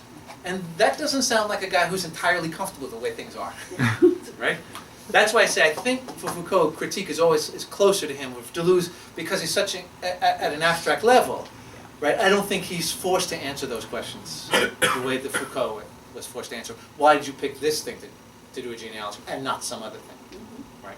So. How would they, either of them, account for, once they have, in their own way, made the invisible visible, that any individual's capacity to evaluate that new knowledge won't just be dominated by the same cultural imposition as created the problem in the first place? Good, right? And this is and this is also a problem in therapy, is it not? Right, right. That people come into your office. When they come into your office, right? Those top circles up there, right? How is it that? Was that? So that's us. Right. Wait. These are the narratives, right? Yeah. Right. That those that we're not simply repeating those cultural narratives, right? In another form. Right? How can we be sure? Right? And I think the answer is we can't. Right? But the one term that reappears all the time in Foucault and in Deleuze, and I've used it several times, is the term experiment. Right? What we do, right, is we subject to some kind of reflection, historical, therapeutic, ontological. We subject our experience to reflection and ask ourselves, what else might we create? But there's never any guarantee right? That we're not going to be creating and then circle back and find ourselves back in the same spot, or because our spot just as bad, right? And that's part of what these guys would say. That's part of the price of things being the way they are, right? If there were guarantees about what would lead to what, then we would have identities and stabilities, and this would lead to this thing. We'd be back in 19th century stuff, right? Thinking, look, right, if we just keep on this road, we're going to progress. But if we deny that we necessarily progress, or if we deny that there's this thing to be discovered, right, or if we deny that what ultimately, right, there is something that's going to anchor all this, right, then we're much more afloat. Then everything becomes much more of an experiment. And when, right, the person is in your office and they're coming up with something, let's, not psycho-killer stuff, right, but they're coming up with some other story to tell themselves, right? Right. I assume, right, that most of you, right, are going to have, now I use that term modesty again, right, there's some theoretical modesty saying, it's not clear where this is going to lead. I can't tell in advance where this is going to lead. But this becomes an experiment and seems better than the stories they were telling themselves before, right? It seems to open up more, it seems to give them possibilities that seem hopeful for them, but there's never a guarantee that you're not going to wind up either back in the same or back in some other cultural narrative, right, that is just as deleterious as the one they left from. Right? Well, let me say two things. Right? One, that's the price of thinking this way. Right? But what these guys would say is, no, that's not the price of thinking this way. That's the price of things being this way. Right? That if you think you can arrive at the promised land through some kind of formula, you're just kidding yourself. Right? We're all experimenting here. Right, doing the best we can with the perspectives that we develop. That's what it is to be alive, right? Is to do that, right? So we, right, in the narrative community, are no worse off than anyone else. We just realize the limits more clearly than people who, right, think in terms of stable identities. You see what I mean? So would trying to live, or simply living in a more or less normative fashion, be a matter of keeping on doing the same experiment and making sure it has repeatable results, or not necessarily? If everything is experimentation, right? No. Oh, I see what you mean by the term experimentation, right? No, we don't have to. To experiment is to see how one might live, right?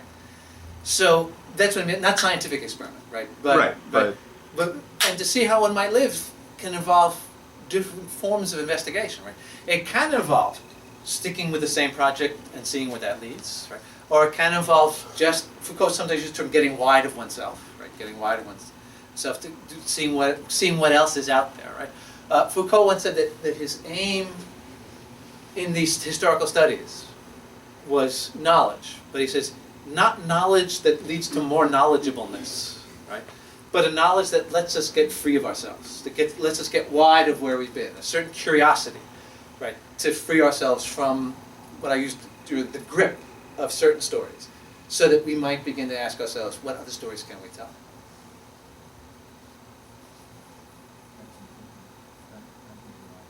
Yeah, but that's the thing, is that if these guys are right, if their philosophical framework is right, it's not simply that narrative therapists are experimenting, right? It's that, right, everybody's experimenting. Just narrative therapists happen to know. Right? It's the Socratic conclusion, right? Socrates. What was it Socrates knew that other people didn't know? What made him wise? The Delphic oracle said he was the wisest of men, right? What was it that he knew that other people didn't know? He knew that he didn't know anything. Right? The Deleuzian concept, you made reference to lines of flight this morning. Lines of power, lines of flight. Yeah. Or the folds. Was talking about that. Continue this conversation. Yeah. We can do that. Let me ask this actually before we start. That term "lines of flight" is probably the term of Deleuze's that people pick up most. Has that term appeared for folks? The term "lines of flight"? No. Okay, that's fine. I just check. And the idea of the fold. Did Michael White talk about that ever? No, if folds came out of your book, lines of flight came out of your book. Yeah, lines of flight came out of the book. Okay, folds didn't. No, I that's thought not it was Winslade's interpretation of your book, or your idea. Yeah, it's his interpretation. But lines of flight is the. Okay.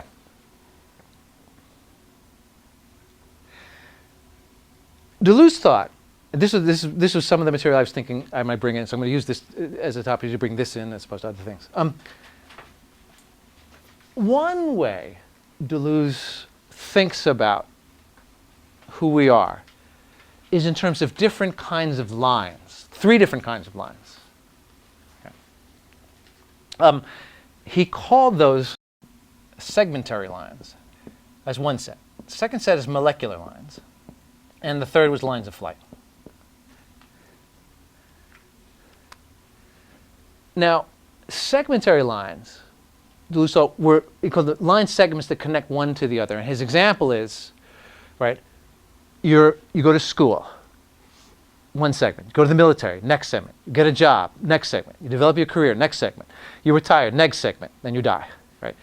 The segmentary lines were the line segments that connected to one another in what we might call, if we're using Foucault language, a normalized pattern. Right. Those were segmentary lines. Okay. One thing we might say about the segmentary lines is the segmentary lines are working all within given actualities. Right. There's no experiment going on here. Those are segmentary lines. Molecular lines are the most difficult to grasp at the beginning. Lines of flight are easy to grasp, but I want to hit molecular lines first. Right? Molecular lines are lines that cut through segmentary lines. So if segmentary lines go like this, right? A molecular line would be something like this. Okay? So what you have on a molecular line is an experiment of sorts, but a limited experiment. So, for instance, right, let's suppose you have someone who's a banker, right, and they're tired of being who they are. Right? So what they want to do is go something different. Right? And what they do is they start thinking, well, what else might I be? And suppose they decide to make artisan cheese. That's big these days, right? They go, I'm going to make artisan cheese. Right? It's another segmentary line, right? Artisan cheese. Right? But they use their experience as a banker to help them develop a more alternative career as an artisan cheese maker, right? Now what's happened is they're on one line, right? They're moving to another, but they're using one line to cut across, right, and help them on the other line. Right? So they cut across 2 lines: banker, cheesemaker. But the line that cuts across is that they bring their history as a banker to help them become a cheesemaker. Okay? Deleuze saw this happening a lot in politics. I'll give you an example of historically where one place he saw this. Right? That during the Cold War, it was often said that the big conflict was between the East and the West, right? Capitalism and communism, East-West conflict, right? And Deleuze said, look, what a number of people pointed out is that, in fact, we shouldn't be thinking about this as an East-West conflict, but a North-South conflict. That is to say, the rich North against the impoverished South, right? And that thinking about it in terms of the East and the West is a way of hiding what's going on, which is the exploitation of the South, right, by the North. So we need to switch our axis, right? Instead of east-west, it becomes, we should think north-south. No new lines are being created here, right? We know the east and the west, we know the north and south. It's just a shift, right? We cut across the lines, right, that we've established, right? That would be a molecular thing. The line of flight, and that word flight, right, in French fuit, right, means to not only flight, but also fly. Right, flight as in to take a flight someplace, right? So it's not just, he said that lines of flight aren't about fleeing, right? So lines of flight are more pure experiments. They're opening something up where you don't know where it's going. In the molecular lines, you've got terms. You're rearranging the terms so that so you see something different. In lines of flight, you don't have the terms yet. And because you don't have the terms get developed as you go. Right? Now, again, I'll give you an example, but I want to bring all of this then back to narrative practice, okay? Right. What might be a line of flight? One of the things that he used, and generally here for lines of flight, he used artists, right? So we've talked about artists before, but we'll talk about another artist, one that he liked, particularly which was Virginia Woolf, right? So Virginia Woolf engaged in experiments in language, right? And she did not know, as she wrote, whether anything was going to come of it. If folks who know anything about her biography, you know that she was constantly in crisis, constantly saying, this is worthless, I'm doing nothing here, it's pointless for me to write, I have no talent. Right? Was it? She was bipolar, right? But she was also trying to write in a way, like she didn't know where this was all headed, right? And that exacerbated, right, the ups and downs that she had, right? She wasn't trying to control them, right? I actually had, when I worked in a psychiatric hospital, I knew a poet from New York who was bipolar, and she would drop her meds whenever she wanted to write, right? And she knew that when she dropped her meds, she would write something and then she was likely to try to kill herself. And the psychiatrists were very keen on, you've got to take your meds. You just got to keep taking your meds. And I'm like, and when I talk to psychiatrists, I don't think you understand what this woman's life is about, right? Right? She's on her meds when she decides she's going to drop her meds because this is what's meaningful for her. And that's a chance she's willing to take. I said, you may not, with the kind of life you have, which the unspoken part is dull, boring, and careerist, right? Make that choice, right? But this is a choice that she makes, fully aware that she's making this choice. Right? And when she drops her meds, she doesn't know what's going to happen, right? When Virginia Woolf started writing, she didn't know what was going to happen. Those are the lines of flight, right? And he says lines of flight are dangerous. He says that the image he uses, lines of flight could send you into a black hole, right? You just go in someplace dark, right, and you never come back out, right? Why does it have to be dark? Why can't you go into the unknown and it's not dark? You could. It's a risk that you go into a darkness. It's always a risk. It's not guaranteed, right? But you never know with a line of flight whether you're going to be okay, wind up on new territory, or whether you're going to wind up in what he called a black hole, right? Sure? How's it different from becoming a cheesemaker? Okay. Not that becoming a cheesemaker is that dark, but the banker also, or I don't know. Right. But the Don't be banker, hating on the cheesemakers. I know, but the banker also doesn't know if Right. what he's going into, like how that's going to turn out, does he? I mean, as the banker. Right. Yes. Okay. Good. So now you're asking about all three lines, right? In some sense, Sherry, the question might be, why aren't these all lines of flight? Yes. Yeah. Right? Yeah. I guess that's what I'm saying. Lines of flight, no previous definition. Was that? No previous definition. Yes. Yeah. Now that's right, but I want to also incorporate some of what Sherry's on about, right? Which is, it's true of all of these lines that you could wind up without knowing it on a line of flight, right? Why? Think back to his ontology, right?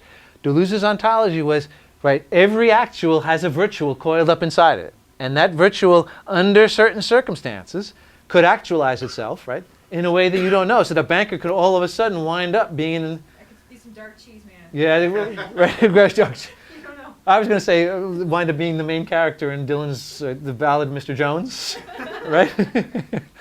Right? I mean, that's always a possibility, right? Because, right, the actual isn't over here and the virtual over here, right? The actual has the virtual within it, right? We think of these chemicals, we think of the brain, right? Right? Even when stuff is actualized, the virtual is still there. There's still other ways in which actualization could occur, which means, right, Sherry, that it is possible, right, that a segmentary line could turn into a line of flight, right, which would be for most bankers a source of great distress, right, right. But it's not impossible, right. But now coming back to what Jim said, right. However, on the other hand, right, because this is a line that has been trodden. Right, and then we talked about creating the grooves, right? Right, the chances of it, right, becoming actualized in some funny way are much less, right?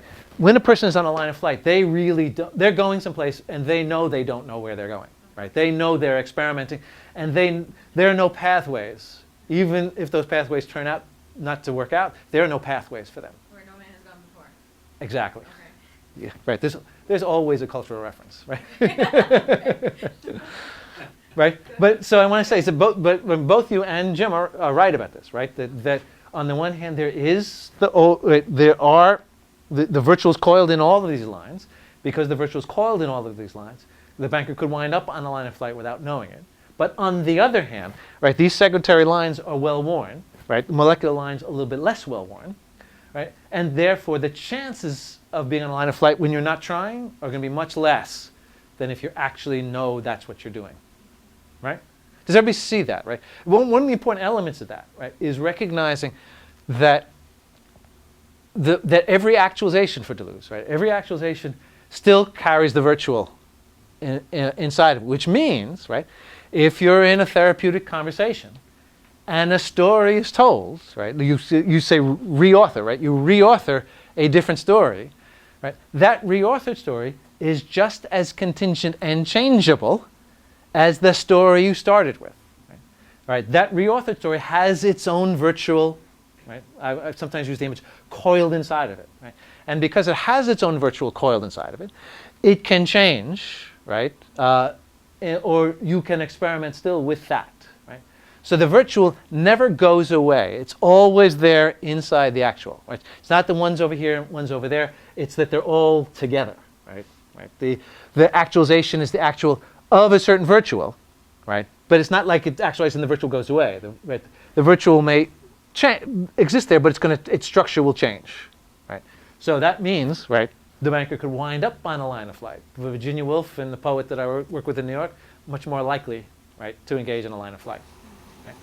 I know a little bit about bankers, and I know a lot about cheese making, so I'd say his percentages are pretty high of being line of flight. Well, let me say this, right? That I just discovered within the last year artisan cheese making. No, I want to say not. I would say this. I've discovered the consumption of artisan cheese making, right? A little bit different than making it.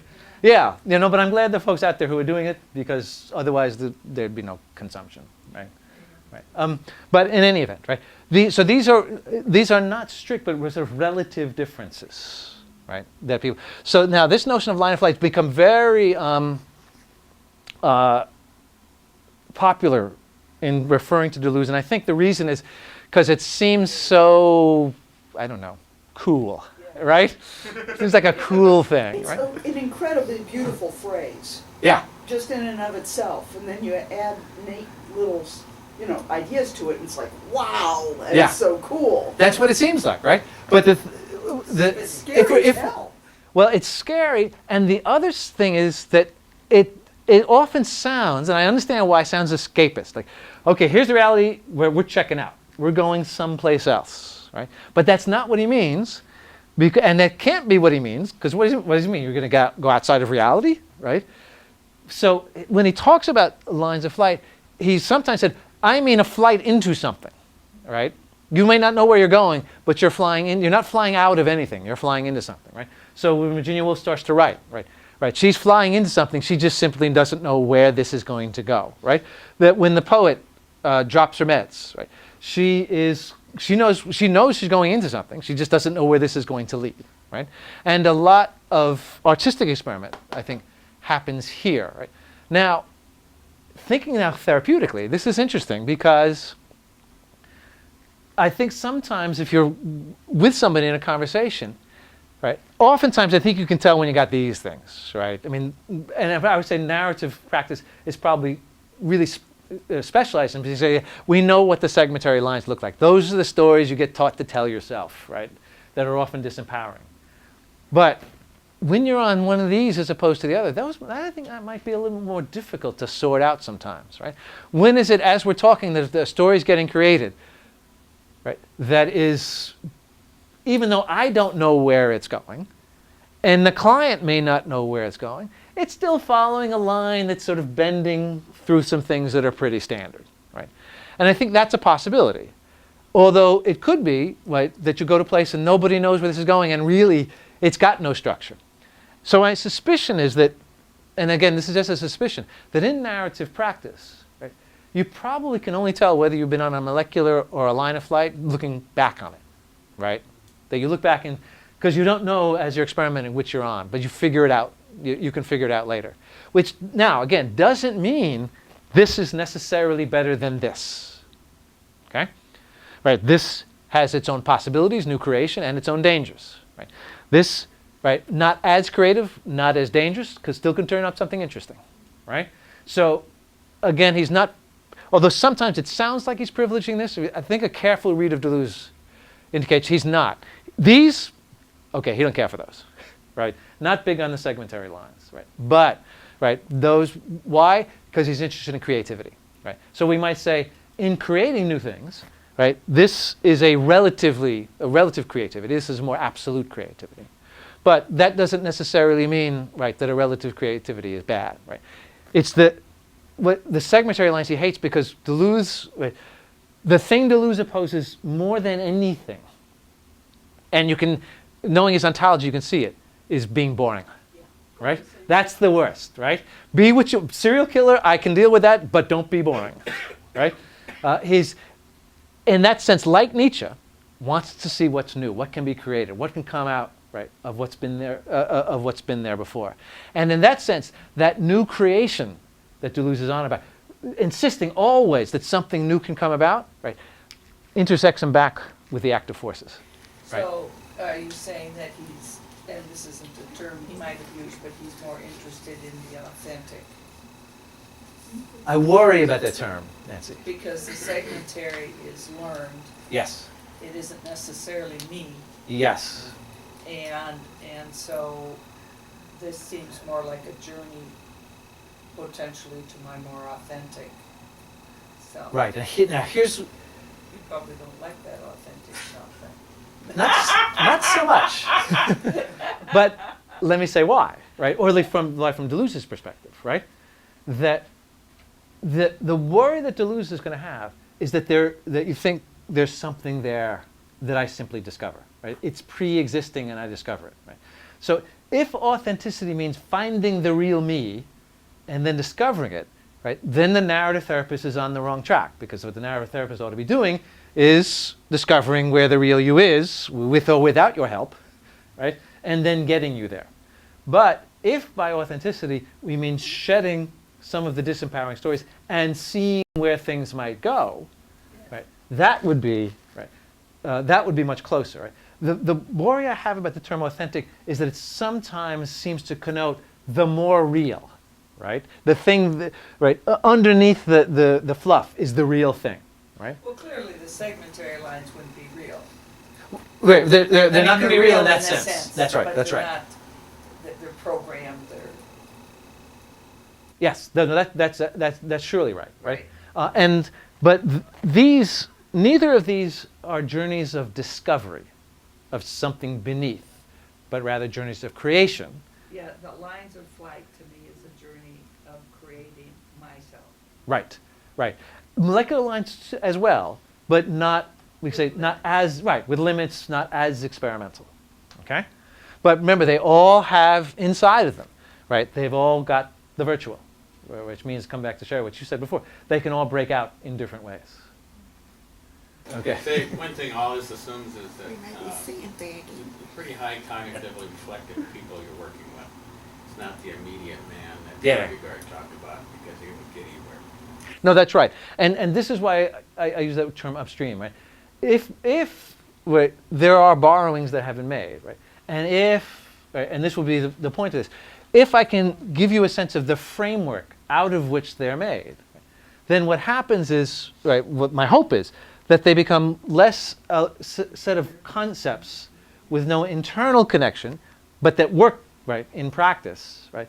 And in addition to working in practice, then they become ways of part of a framework, right, which gives you more reflective space, right? And one of the things that happens, I've found this oftentimes with folks that get exposed to some philosophical concepts without the philosophical framework, is there's a certain, it's not authoritarianism, it's the word I'm looking for. It's kind of a rote feel.